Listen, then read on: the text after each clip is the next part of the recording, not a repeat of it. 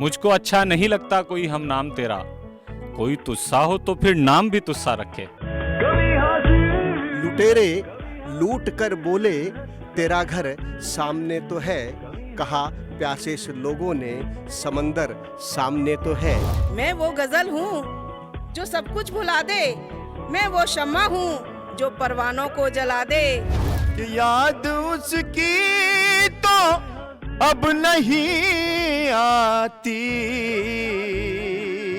अरे फिक्र दिल से मगर नहीं जाती।